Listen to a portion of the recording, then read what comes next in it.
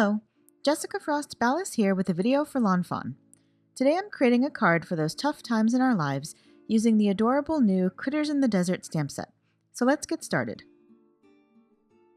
First, I stamp a bunch of images from Critters in the Desert onto white cardstock with Copic-friendly black ink. I color my fennec fox with E31, 33, 35, and 37. I also use light shades of red for his ears. You'll notice that I have my markers uncapped on both ends frequently throughout my coloring. I recently traveled with my markers and they're still reacclimating to the change in pressure, so uncapping both usually saves me from having my markers leak. You'll notice about halfway through the coloring that my G28 marker leaked all over my fingers at some point. Generally, you shouldn't have to uncap both ends when coloring.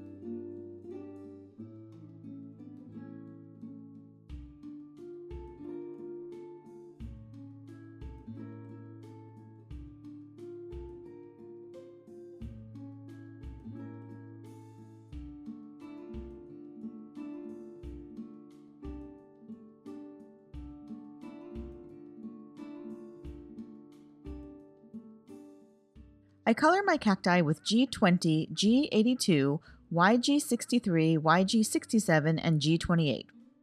And I use the lighter of those shades with G21 to color my other desert plants.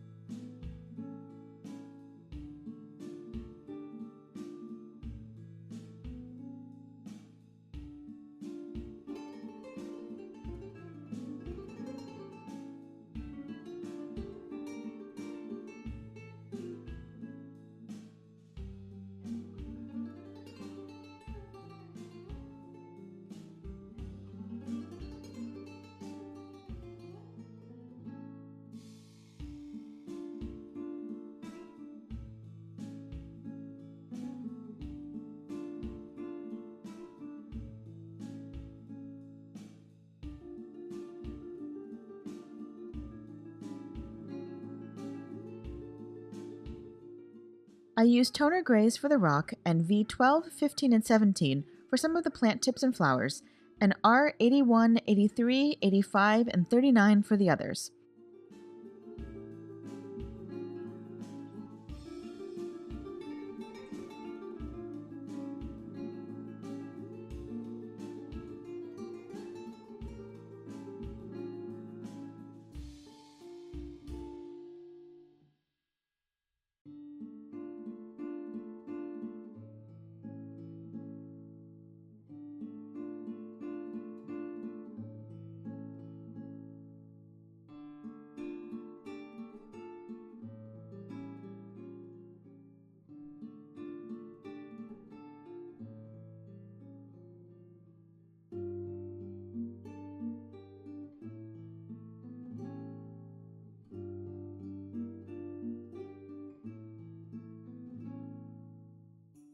Once I finish coloring, I die cut the images with the coordinating dies. Next, I die cut the Desert Canyon backdrop die from white and speckled eggshell cardstock. I use the white for my sky. I blend tattered rose, abandoned coral, and seedless preserves distress oxide inks to create my sunset. I blend back and forth between the colors until I have a smooth transition.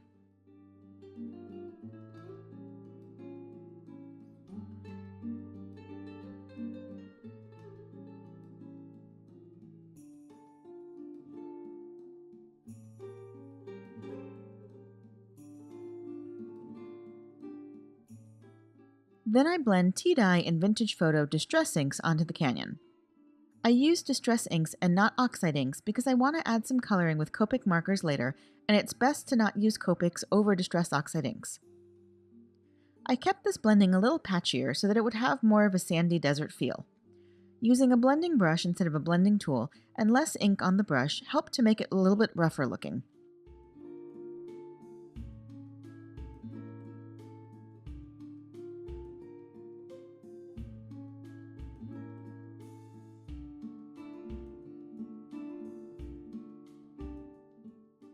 Then I create even more texture by splattering the canyon with water, diluted tea dye and vintage photo distress inks, and metallic gold watercolor paint.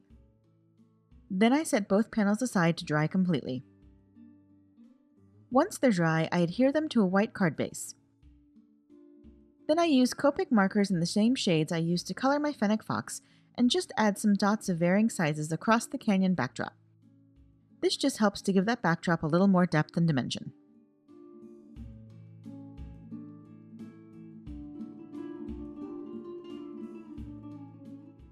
Then I arrange all of my colored images on the panel. Off camera, I stamp a sentiment from Sometimes Life is Prickly and heat emboss it onto black licorice cardstock with gold embossing powder. I thought that sentiment would work perfectly with my cactus card. Then I use a mix of glue, A2G adhesive, and foam mounting tape to adhere all of the images. I had a few images left over, so I added them inside the card to carry the theme through. Next, I add a little clear wink of Stella and accents with a white gel pen.